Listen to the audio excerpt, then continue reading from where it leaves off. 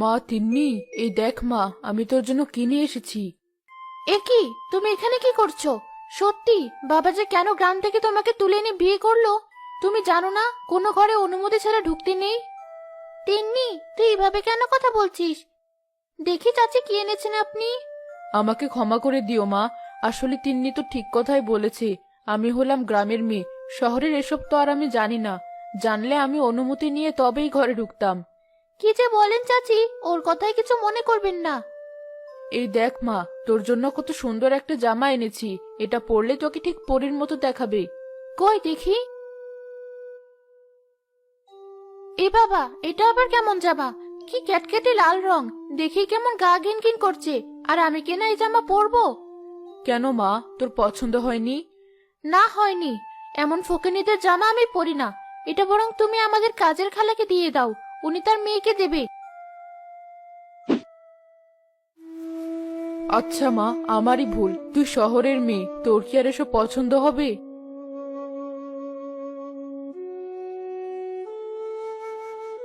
কি হয়েছে ভাবি, আপনি কাঁদছেন কেন? তিন্নি আপনাকে কিছু বলেছে? না না সালমা আপা, তিন্নি কিছু বলেনি। এই নাও, তুমি বরং জামাটা তোমার মেয়েকে দিও। ও মা, এই জামাটা না আপনি তিন্নি মায়ের জন্য কিনেছিলেন? আসলে আমি তো তিন্নির পছন্দ ভালো করে জানতাম না, তাই এই রঙের জামা এনেছিলাম। রংটা ওর পছন্দ হয়নি। ও বুঝেছি, অতটুকু মেয়ে, তার অত অহংকার। আসলে জানেন তো ভাবি, জামা না আপনাকেই ওর পছন্দ না। সালমা আপা, তুমি বড্ড বেশি কথা বলো। চলো রান্নাঘরে চলো, অনেক কাজ পড়ে আছে। তিন্নি, তোর ছোট মা তোকে কত ভালোবাসে, আর তুই তার সাথে সবসময় এমন করিস কেন বলতো? চুপ কর, মা না আমার ছাই। ওই গ্রামের বুটটাকে আমি মা বানাবো? তিন্নি, এসব কি বলছিস? ঠিকই বলেছি। তাছাড়া ও আমার মা কি করে হবে? আমার মা তো অনেক আগেই মারা গেছে। শোন তিন্নি, তুই ভালো করে জানিস চাচা তোকে দেখাশোনা করার জন্যই চাচিকে বিয়ে করে এনেছে। আর চাচি এত ভালোবেসে জামাটা আনলো, তুই এমন আচরণ করলি? এই জামাটা যখন তোর এত পছন্দ হয়েছে, তখন নিজে জামাটা নিলে পারতি। তাহলে আর আমাকে জ্ঞান দিতে হতো না। যত সব।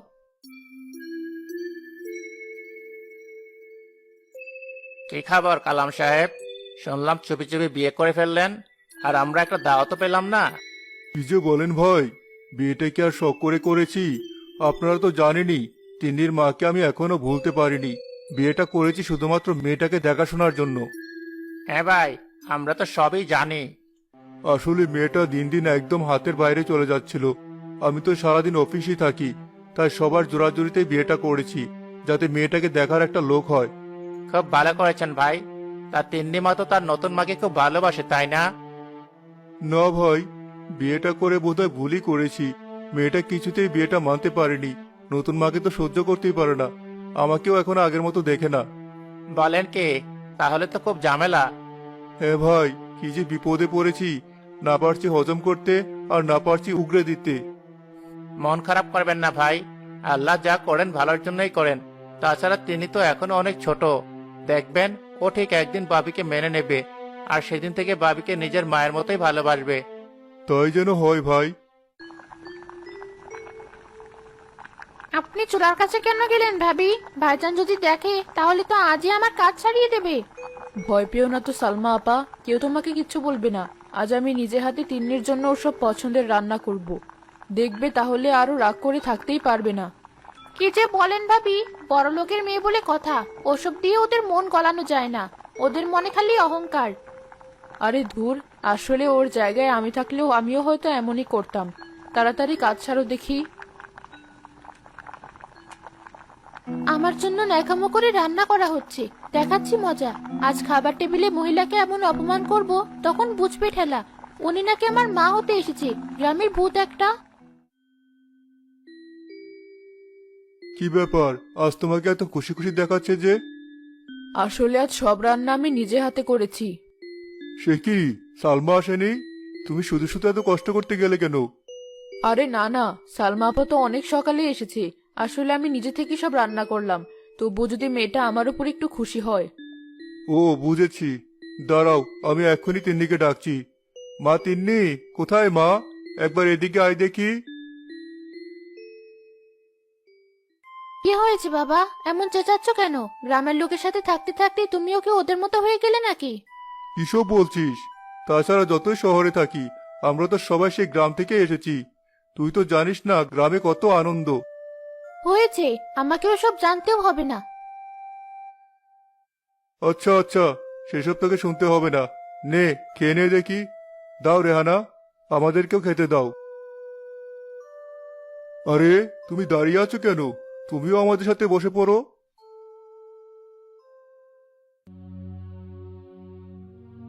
কিরে মা, দাঁড়িয়ে পড়লি কেন? তোমার সাহস তো মন্দ না, সারাক্ষণ আমাকে তুই তোকারি করো কেন? অশিক্ষিত মূর্খ কোথাকার। আহা তিন্নি, এসব কেমন কথা? ঠিকই তো বলেছি। আর বাবা, তোমার কি কখনো বুদ্ধি হবে না? একই টেবিলে আমি কি না এই গ্রামের মহিলার সাথে খেতে বসবো? তোমার যখন ওনার সাথে খাওয়ার এতই শখ, তুমিই খাও, আমি খাবো না। না না, এই দেখো আমি উঠে দাঁড়িয়েছি, এবার তো তুমি খেতে বসো। শোন তিন্নি, তুই কিন্তু দিন দিন অনেক অভদ্র হয়ে যাচ্ছিস। হ্যাঁ হ্যাঁ, তাই তো বলবে। এখন তো আমাকে তোমার পছন্দই হবে না। বেশ, আমি চলে যাচ্ছি। না মা, আমি তোমার বাবার হয়ে ক্ষমা চাচ্ছি, এবার খেতে বসো। আচ্ছা ঠিক আছে, বসলাম।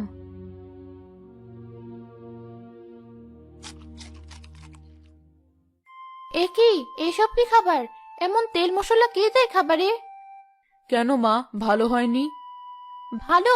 এমন জঘন্য খাবার আমি জীবনেও খাইনি। কে এসব রান্না করেছে? কেন, আমার তো ভালোই লেগেছে। তাছাড়া আজকে তো সব তোর পছন্দের খাবার রান্না হয়েছে। পছন্দ না ছাই, তার আগে বলো কে রান্না করেছে এসব? সালমা খালা, দাঁড়াও, আমি এক্ষুনি ওকে শিক্ষা দিচ্ছি। না না, এসব তো আমি করেছি। কি, এসব তুমি রান্না করেছো? তুমি যেমন গৃহবধূ তেমন রান্নাগুলোও। আজ মনে হচ্ছে না খেয়েই থাকতে হবে।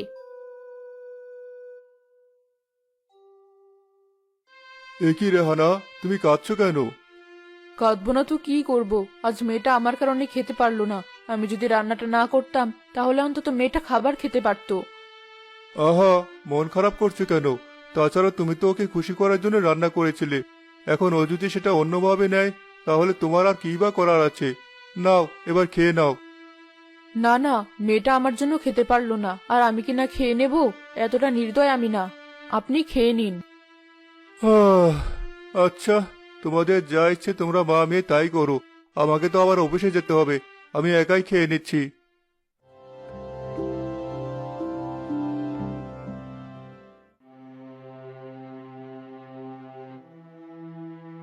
খিদেতে মরে গেলাম।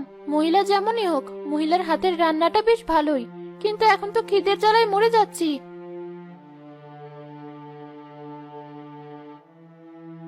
আশেপাশে তো কাউকে দেখতে পাচ্ছি না, মনে হয় সবাই ঘরে চলে গেছে। এই সুযোগে আমি বরং খেয়ে নেই, আগে দেখি কিছু আছে কিনা। আরে, এখানে এভাবে কে খাবার সাজিয়ে রেখেছে? মনে হচ্ছে কারোর জন্য খাবার বেড়ে রেখেছে। হ্যাঁ মা, আমি তো তোমার জন্যই খাবার বেড়ে রেখেছি। আমার জন্য? হ্যাঁ তিন্নি মা, আমি তো জানি না খেয়ে তুমি বেশিক্ষণ থাকতে পারবে না। এসব তোমাকে কে বলেছে? ও বুঝেছি, বাবা বলেছে নিশ্চয়ই। বাবা তো বলবেই, কারণ বাবা আমাকে ভালোবাসে। বাবা তো আমার চিন্তা করবেই। আর তুমি তো ইচ্ছে করে খাবার নষ্ট করেছো, যাতে আমি না খেয়ে অসুস্থ হয়ে পড়ি। না মা, বিশ্বাস করো, আমি ভালোবেসে তোমার জন্য রান্না করেছি, আর আমি নিজে থেকেই খাবারটা বেড়ে রেখেছি। হয়েছে হয়েছে, অত ভালো শাস্তি হবে না। আমার বাবাকে আমার থেকে কেড়ে নিয়ে এখন এসেছে ভালো শাস্তি। বিশ্বাস করো তিন্নি মা, আমি তোমার বাবাকে কেড়ে নিইনি। তাছাড়া তোমার বাবা তো আমাকে তোমার জন্য এখানে এনেছে। ঢং করো না তো, তোমাদের গ্রামের মেয়েদের আমার খুব চেনা আছে। আর হ্যাঁ, আমার খিদে পেয়েছে বলে খাবারটা নিয়ে যাচ্ছি, তুমি আবার অন্য কিছু ভেবো না।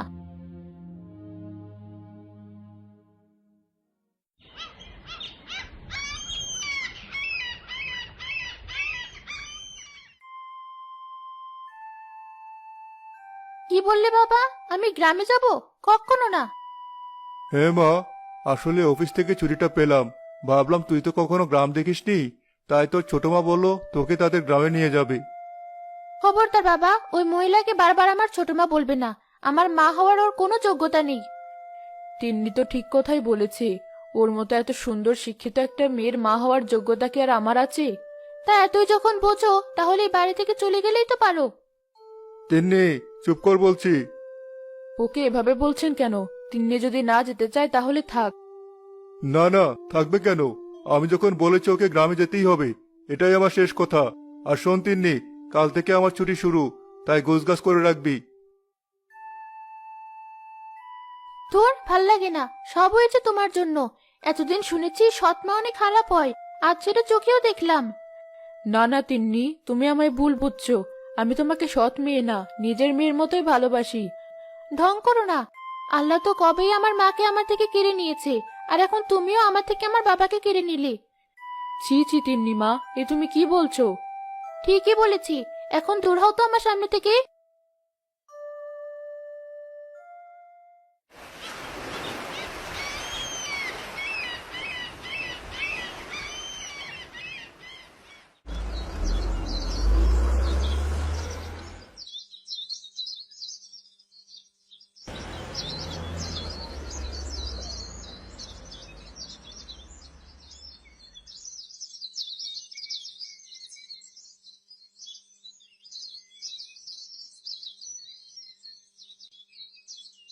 এ বাবা, চারপাশটা কি নোংরা!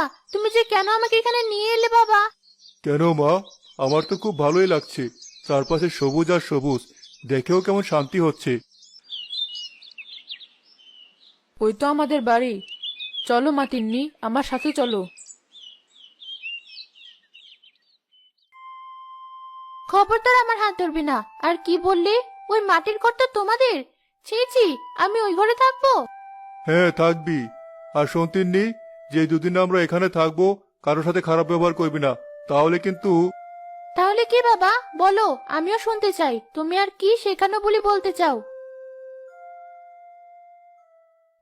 এই যে দিদি ভাই, তোমরা চলে এসেছো। আয় মা, আসুন জামাই, ভেতরে আসুন। কি বললেন? আমি আপনার কিসের দিদি ভাই? শুনুন, ওই নামে আমাকে শুধু আমার নিজের নানু ভাই ডাকে। খবরদার আপনি আমাকে ওই নামে রাখবেন না। তিন্নি, এসব কি কথা?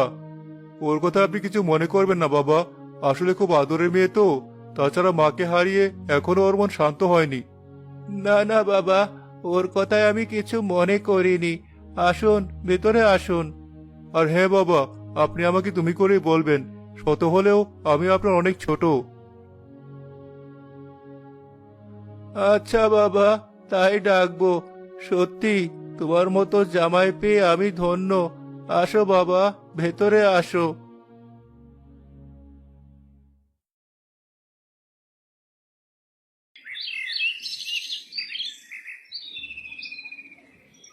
রেহানা, মা রেহানা, কোথায় গেলি মা?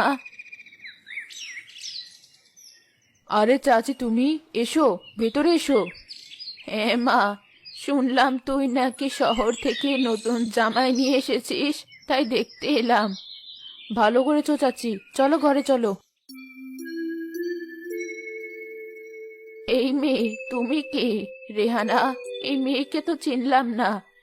চাচি, ওকে তুমি চিনবে না, ও হচ্ছে আমার একমাত্র মেয়ে, ওর নাম তিন্নি। বলিস কি? এত বড় একটা মেয়ে, আর তুই কিনা ওকে নিজের মেয়ে বলছিস? না না, উনি মিথ্যা কথা বলছে। ওনার মেয়ে হতে আমার বই গেছে। আমার মা তো সে কবেই মরে গেছে। যত সব গৃহপতির দল। এ কি? এই মেয়ে তো দেখছি খুব বেয়াদব। রেহানা, তার মানে যা শুনেছি সব সত্যি কথা? এমন সুন্দর মেয়েকে তোর বাবাকে না অমন করে বিয়ে দিল, যার ঘরে আগে থেকেই এত বড় একটা মেয়ে আছে, শেষে কিনা সৎ মেয়ে নিয়ে তোর সংসার? এসব তুমি কি বলছো চাচি? আল্লাহ আমাকে তো লক্ষ্মী একটা মেয়ে দিয়েছে, তাছাড়া ওই বাড়িতে আমি সুখেই আছি। কি জানি, সৎ মেয়ে নিয়ে প্রথম প্রথম সবাই অমনই বলে, তবে তককে তককে থাকবি। শুনেছি জামাইয়ের নাকি অনেক টাকা, সব নিজের আয়ত্তে রাখবি, নইলে দেখবি ওই মেয়ের যা তেজ, ও একাই সব হাতিয়ে নিবে। ছি ছি চাচি, তোমার মন এত ছোট, অতটুকু মেয়েকে নিয়ে তুমি এসব বলছো?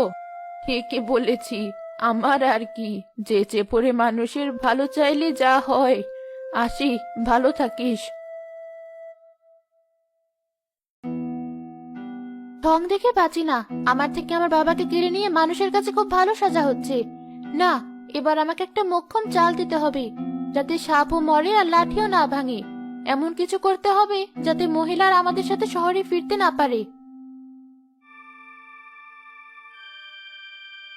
পেয়েছি বুদ্ধি, এবার শুধু কাজে লেগে পড়তে হবে।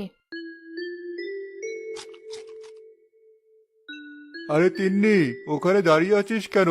এদিকে আয়, দেখ তোর মা কেমন সুন্দর মুড়ি মাখিয়েছে। আয়, সবাই একসাথে বসে মুড়ি খাই। না, ওসব খাবার আমি খাই না, তোমরাই খাও। এটাই সুযোগ, সবাই বারান্দায় বসে মুড়ি খাচ্ছে, এই সুযোগে আমি আমার কাজটা সেরে ফেলি। তিন্নি নিজের গলা থেকে চেইনটা খুলে রেহানার ব্যাগে ভরে রাখবে। আহা, এবার কি করবি? এবার বুঝবে আমার সৎমা হওয়া কত জ্বালা।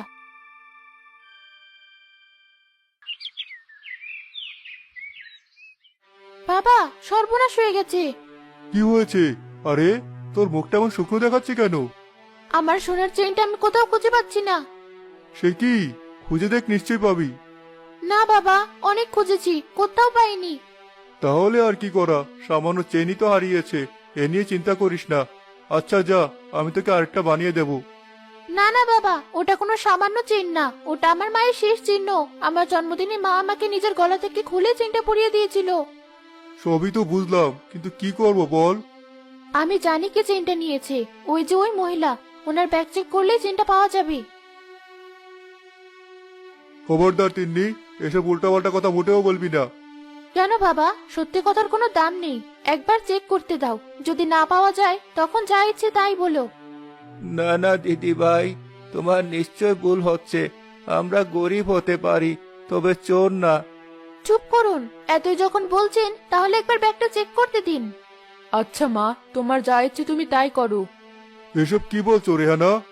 ঠিকই বলেছি, এটা যদি ওর মন শান্ত হয় তবে ও তাই করুক।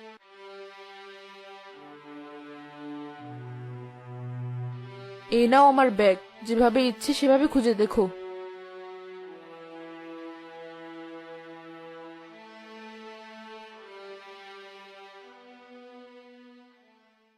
এই দেখো বাবা, আমি বলেছিলাম না, এই মহিলা উপরে যতই নিজেকে ভালো দেখাক না কেন, ভেতরটা মোটেও ভালো না। ছি ছি ছি ছি রেহানা, তোমার মন এত ছোট। আমি তো তোমাকে আমার বউ করে গড়ে তুলেছি। তুমি চাইলে এমন হাজারটা চেন আমি তোমাকে বানিয়ে দিতাম, তাই বলে তুমি চুরি করবে? বিশ্বাস করুন, এই চেন আমি চুরি করিনি। এই চেন কোত্থেকে এলো আমি সত্যিই জানি না। খুব সাধু সাজা হচ্ছে তাই না? দেখেছো বাবা, চোরের মায়ের কেমন বড় গলা। না না, এখানে আর আমি এক মুহূর্তও থাকবো না, তোমার ইচ্ছে হলে তুমি একাই থাকো।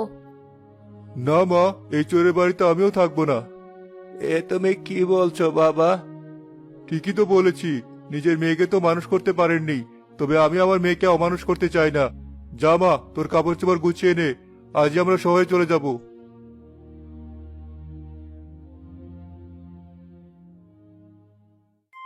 অবশেষে আমি সার্থক, সৎমা হওয়ার শখ হয়েছে, এবার বোঝো ঠেলা।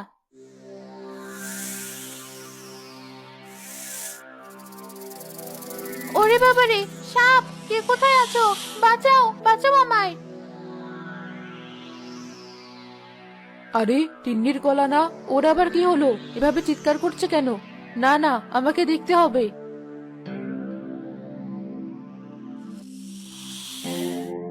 ভয় পেও না তিন্নি, আমি তো আছি, আমি থাকলে তোমার কিচ্ছু হবে না। আরে আরে, ওটাকে ওভাবে ধরে আছো কেন? ওটা তো তোমাকে কামড়ে দেবে। না মা, আমি গ্রামের মেয়ে, এসবে আমাদের অভ্যেস আছে। তাছাড়া আমি থাকতে কেউ তোমার কোনো ক্ষতি করতে পারবে না, হোক সে মানুষ কিংবা কোনো প্রাণী। যাকে আমি বিনা অপরাধে চোর অপবাদ দিয়েছি, আজ সে কিনা আমাকে সাপের হাত থেকে বাঁচালো। আমি অনেক বড় একটা অন্যায় করেছি, এখনো সময় আছে।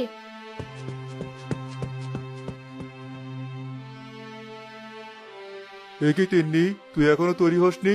তাড়াতাড়ি চল, না হলে দেরি হয়ে যাবে। না বাবা, আমি কোথাও যাব না, আমি এখানেই থাকবো। যাবি না মানে? আর এখানে থাকবি মানে? আমি তো কিছুই বুঝতে পারছি না। হ্যাঁ বাবা, কারণ আমি একটা অনেক বড় অন্যায় করে ফেলেছি। না বুঝি ছোট মাকে চোর বানিয়েছি। ছোট মা আমার চেন চুরি করেনি, বরং আমি চেনটা ছোট মার ব্যাগে রেখে এসেছিলাম। কি বললি? ছি ছি তিন্নি, তুই আমার মেয়ে হয়ে এমনটা করতে পারলি? আসলে আমি ছোট মাকে সহ্য করতে পারতাম না, কারণ সবাই আমাকে বলতো সৎমা কখনো মা হতে পারে না। তবে আজ আমি বুঝতে পেরেছি, কিছু কিছু সৎমা আপন মায়ের চেয়েও বেশি ভালোবাসতে পারে। আমায় তুমি ক্ষমা করে দাও ছোট মা। ছি ছি মা, তুমি ক্ষমা চাইছো কেন? তুমি যে নিজের ভুল বুঝতে পেরেছো, এতেই আমি খুশি। না মা, তুমি এখনো আমায় ক্ষমা করনি। তুমি আমায় তুই করে বললে তবেই আমি মানবো। হা, হা, হা, হা। ঠিক ঠিক, সত্যি আজ আমার বড় খুশির দিন। পাগলি মেয়ে, বেশ তোকে আমি তুই করেই বলবো। চল মা, এবার ঘরে চল।